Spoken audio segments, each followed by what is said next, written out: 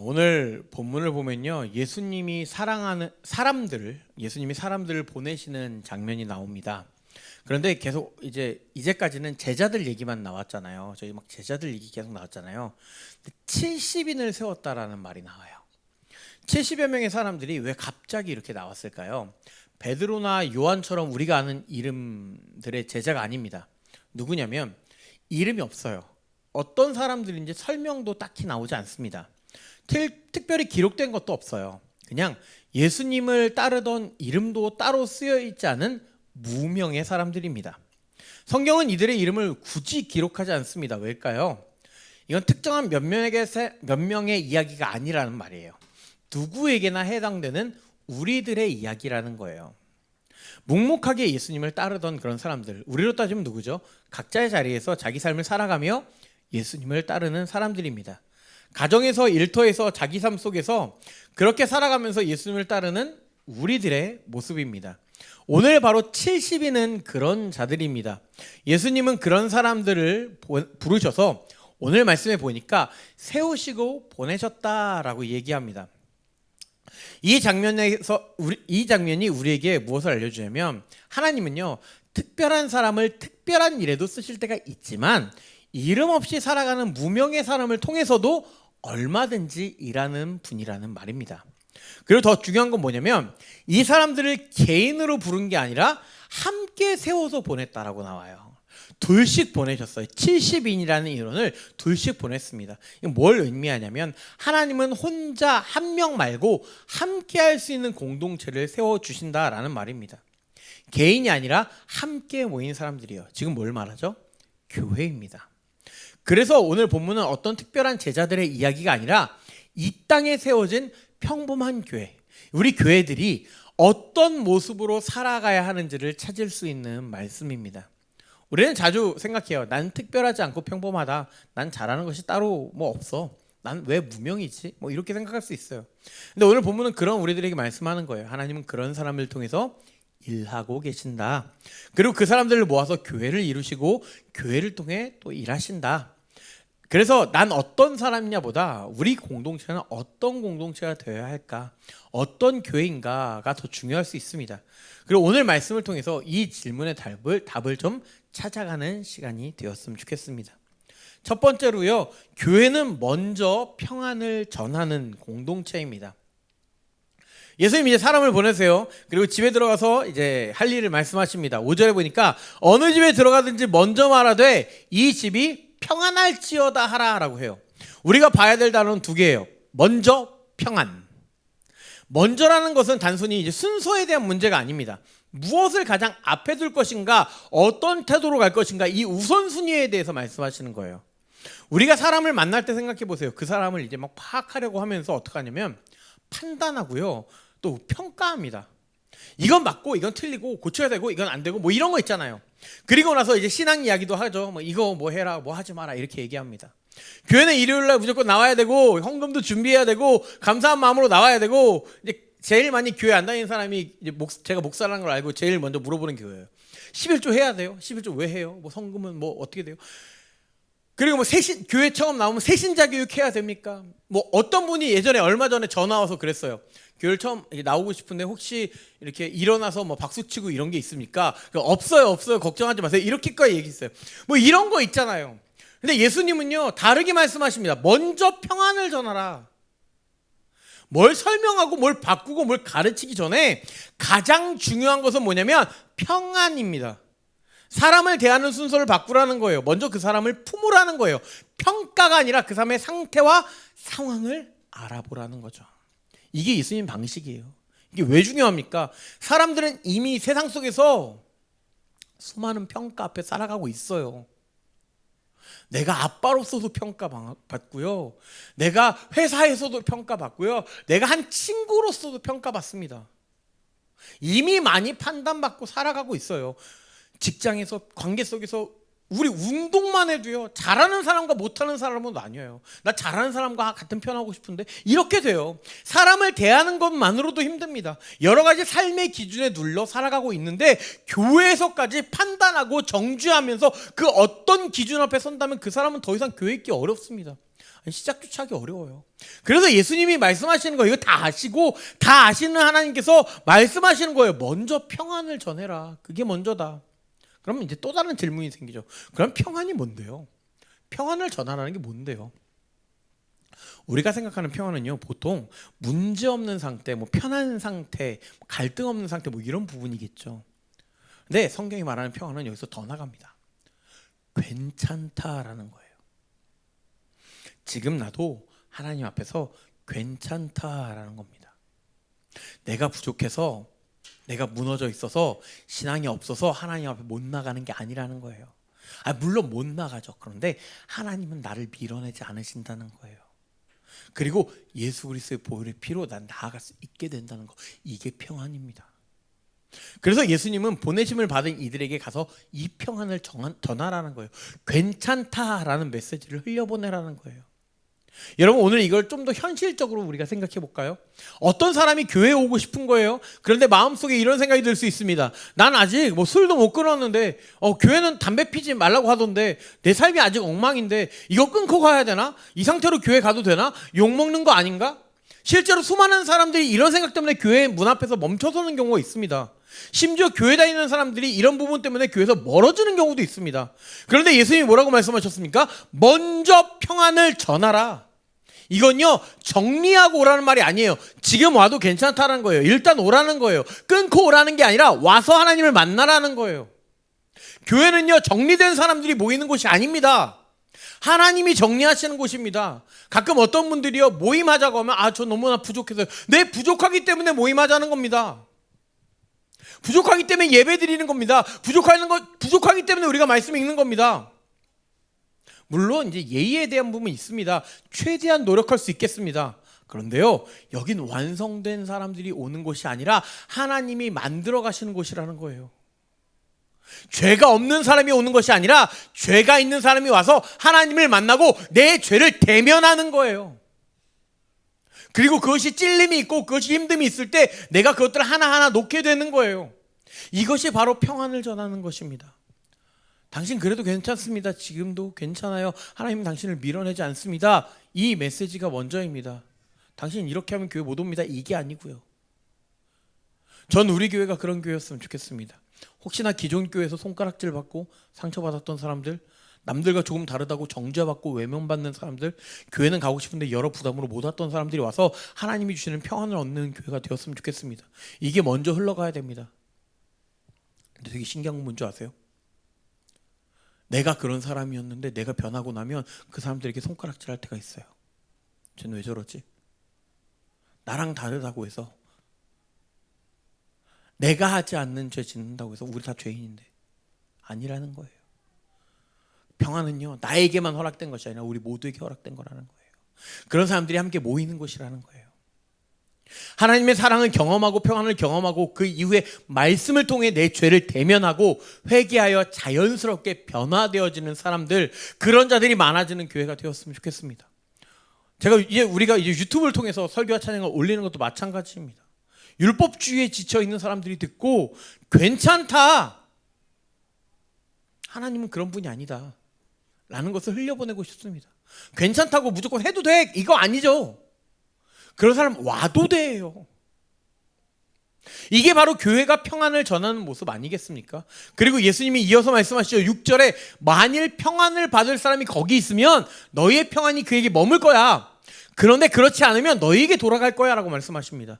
우리가 전한 평안이요, 헛되지 않는다는 거예요. 사라지지 않는다는 거예요. 저 사람이 어떤 데까지 상관하지 않아도 돼요. 받아들이지 않아도 돼요. 다시 우리에게 돌아온대요. 교회는요, 사람을 억지로 바꾸려고 애쓰는 공동체가 아니라 하나님의 평안을 그대로 흘려보내는 공동체라는 거예요. 흘려보내고요, 그들이 안 받아들이면 우리한테 오는 거예요.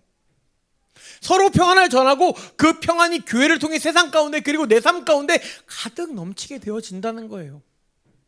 여러분, 교회는 먼저 판단하지 않고 무엇보다 하나님이 말씀하시는 평안을 흘려보내는 공동체라는 사실을 기억했으면 좋겠습니다. 그리고 그 평안을 통해 일하시는 하나님을 경험하시는 저와 여러분 되시길 주님의 이름으로 축복드립니다. 두 번째, 교회는 사람을 세우고 하나님을 드러내는 공동체입니다. 세 가지 정도 이 안에 짧게 말씀드릴 건데요. 첫 번째로, 쉽게 떠나는 공동체가 아니라 함께 머무는 공동체라는 거예요. 예수님은요, 사람들을 보내시면서 2절에 보니까 추수할 것이 많은데 일꾼이 적다고 합니다. 교회에 대한 부분이나 하나님 나라 관점에서 보면 해야 될 일 참 많습니다. 섬겨야 될 사람도 참 많아요. 도와야 될 사람 많고요. 사랑 전하는 일 정말 많이 해야 됩니다. 그런데 그 일을 할 일꾼이 적어요. 그래서 교회 안에 어떤 일이 벌어지냐면 사람들이 쉽게 떠나요. 그리고 교회는요, 잘하고 버티는 몇몇 사람을 통해서 계속 일을 해나갑니다. 익숙한 사람이 계속하고요. 그러다 보면 지치고 무너지고 또 떠납니다. 난 못하겠다고 하고 난 너무 힘들다고 합니다. 요즘 청년들이 많은 교회에서 그렇대요. 청년이 많지 않으니까 옛날 저 때만 해도 청년들이 진짜 많았어요. 교회에.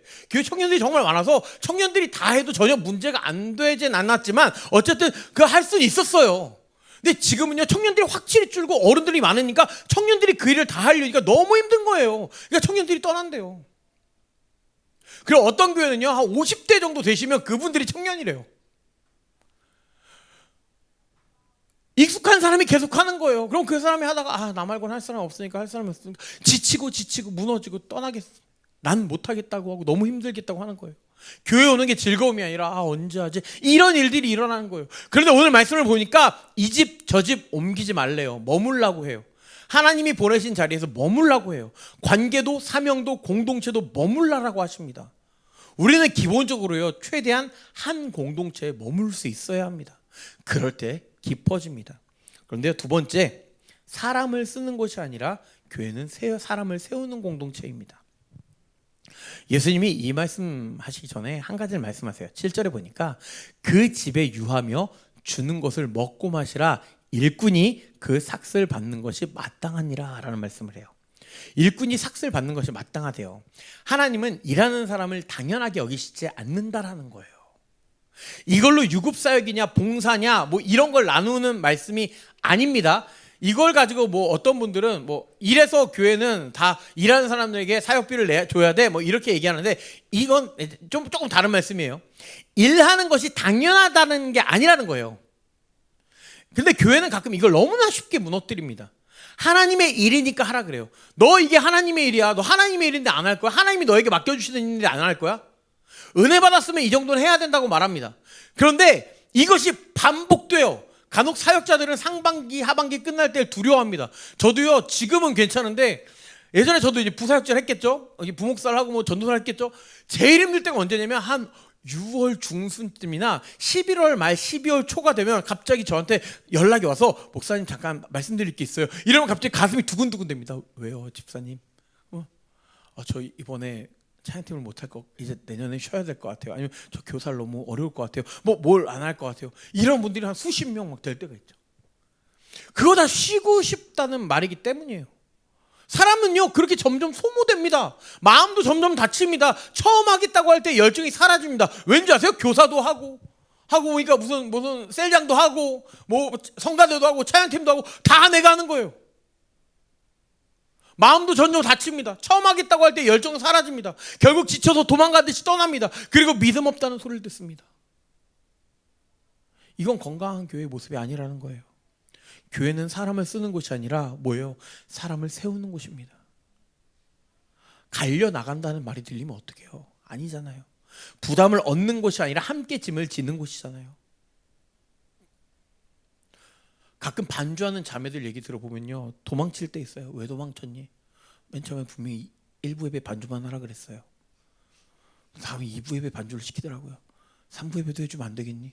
유치부도 해주면 안 되겠니? 저녁 예배도 해주면 안 되겠니? 뭐 해주면 안 되겠니? 이러다가 처음에는 기쁨으로 감사로 이렇게 하다가 이게 막 많아지고, 그리고 이제 부담으로 다가오는 거죠. 왜 거기서 틀리니? 이것 좀 맞춰주면 안 되니? 이거 연습하면 안 되니? 그게 계속되니까 도망치는 거예요. 교회 반주 비음만 들어도 그러면 이제 어떤 일이 발생하는지 아십니까? 정말 제 주위에 수많은 분들이 그럽니다. 교회에서 반주를 오랫동안 했는데 새로운 교회 가서 반주한다는 얘기를 꺼내지도 않아요. 피아노 근처 쳐다도 안 봅니다. 아닌 척해요. 반주가 뭔데요? 괜히 했다가 큰일 날까 봐. 그러니까 이제 그 한 사람만 하는 거예요. 또 어디 죽어나는 사람 하나가 생기는 거죠.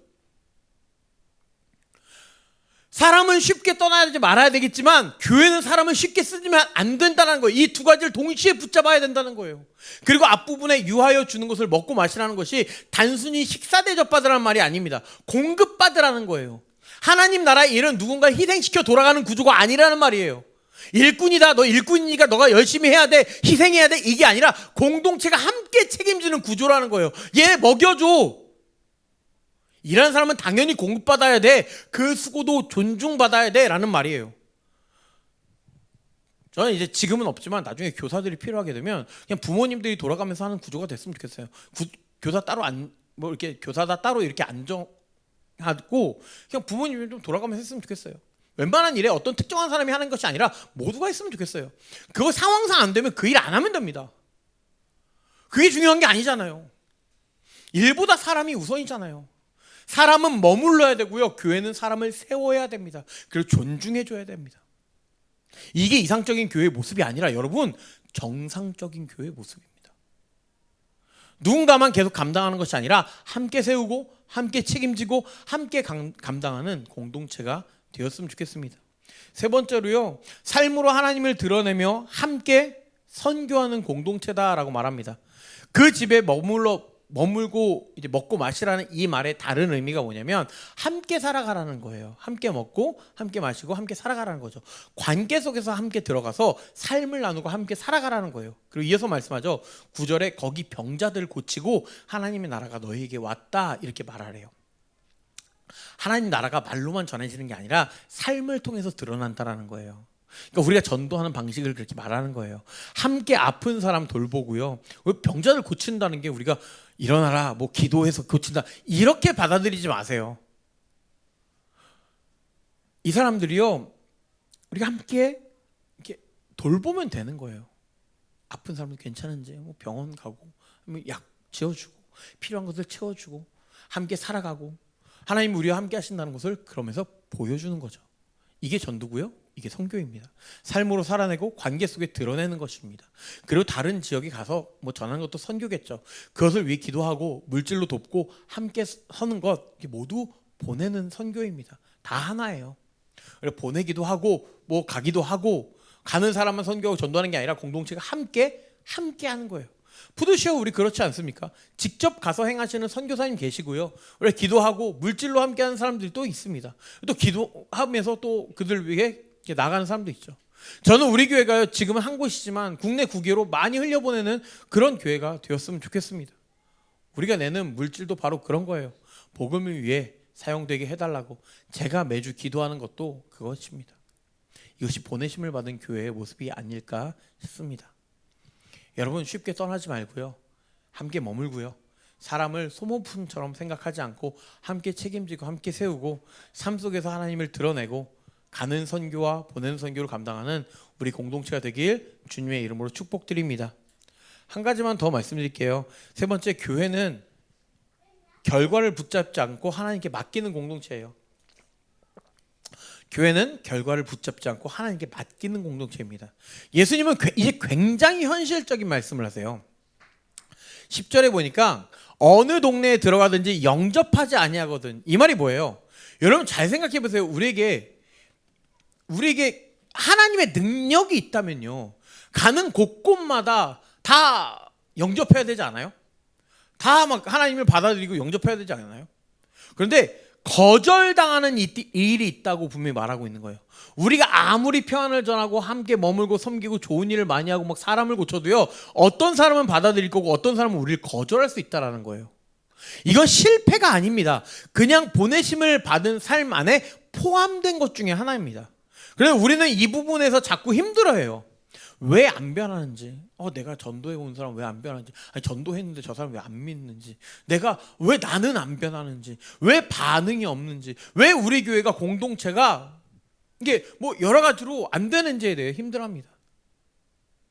그런데 교회도 마찬가지일 때가 많죠. 결과 중심적이 됩니다. 왜 사람들이 안 오지? 왜 등록하는 사람들이 없지? 왜 성도들에게 변화가 없지? 이게 더 커지면요, 숫자만 눈에 보이고 반응만 보게 되고 눈에 보이는 열매를 기준으로 삼기 시작합니다. 이게 선한 욕심이면 상관이 없는데 이게 어떻게 되냐면 교회가 더 자극적으로 자꾸 뭔가를 만들어내요. 더 빠른 변화를 통해서 뭔가 해보려고 해요. 더 강하게 사람들을 몰아붙입니다. 막 행사하고요, 일을 만들고 뭔가 지속적으로 하게 하려 합니다. 막 사람들 오게 하려고 뭐 외부 유명 인사 막 초청하고 뭐 그럴 수도 있겠죠. 그런데 이게 계속되는 거예요. 그럼 사람들이 또 필요하죠.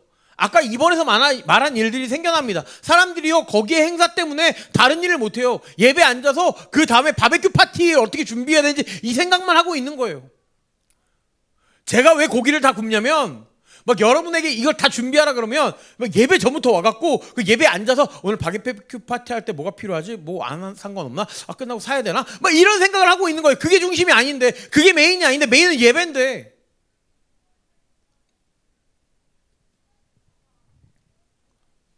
행사가 먼저 되는 거죠. 사람을 밀어붙이고 억지로 바꾸려고 하고 결국은 사람들은 지칩니다. 분명히 시작은 더 잘해보려고 하는 선한 욕심이겠죠. 결국 하나님이 아닌 다른 것들 향해 나아가게 되어진다라는 거예요. 그래서 예수님이 우리에게 결과를 맡기지 않으십니다. 11절에 보니까 너희 동네에서 우리 발에 묻은 먼지도 너에게 떨어버리노라 이렇게 얘기해요. 이게요, 화내라는 말처럼 들리는 소리가 있어요. 그러니까 이거죠. 이렇게 왔다가 날 거부해? 이러고 간다는 거예요. 이게 아니에요. 우리는 그렇게 느끼거든요. 발에 있는 먼지도 털어서 걔네랑 상관없이 그렇게 나가. 이 얘기가 아니에요. 하나님께 맡기라는 말이에요. 여기까지는 너희에게 할 일이고 이제 하나님께 맡겨라는 거예요. 이 말이 상대를 향한 표현이 아니에요. 발을 떨어버려라, 이게 상대를 향한 표현이 아니라 자기 자신을 정리한 행동이에요. 나는 여기까지라는 얘기예요. 결과를 이제 내가 붙들지 않겠다, 하나님께 맡긴다는 말입니다. 그래서 이 말씀은 우리에게 사람을 바꾸려고 하지 말고 결과를 만들어내려고 하지 말고 그냥 거기까지 네가 하는 게 끝이야, 이제 맡기면 돼 라고 하는 거예요. 이 사람 지금 꼭 변해야 돼, 회복돼야 돼, 이 사역에 열매가 있어야 돼, 내가 생각할 필요 없어요. 이건 내 바람일 뿐이고요. 결과는 하나님께 맡기는 겁니다. 물론 내 바람을 통해서 하나님께 기도하면 좋죠. 하지만 기도하라 그랬지 하나님 우리에게 그걸 부담을 주시는 건 없습니다. 우리는 씨 뿌리는 사람이에요. 잘하게 하시고 거두시는 하나님이 다 하실 거예요. 그리고 11절 뒷부분에 보니까 그러나 하나님의 나라가 가까이 온 줄 알라 하라라고 얘기해요. 거절당했을 때 이 말은 꼭 하래요. 왜요? 이 사람의 반응이 하나님의 일을 결정하지 않는다는 거예요. 누군가 받아들이든 말든 하나님은 여전히 일하고 계신다는 말이에요. 하나님 나라는 계속해서 오고 있다는 얘기예요. 그거랑 상관없다라는 얘기예요. 그래서 교회는요, 반응에 따라 움직일 필요가 없는 공동체입니다. 우리가 그렇게 이렇게 해서 뭐 하나님 나라가 빨리 온다? 아니라는 거예요. 하나님의 일하심을 신뢰하는 공동체라는 거예요. 결과가 없어 보일 때도 하나님은 동일하게 일하고 계시고 우리는 맡기고 계속해서 씨 뿌리며 걸어가면 되는 것입니다.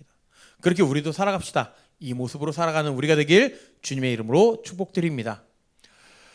여러분, 오늘 말씀을 통해서 붙잡아야 될 건 딱 하나입니다.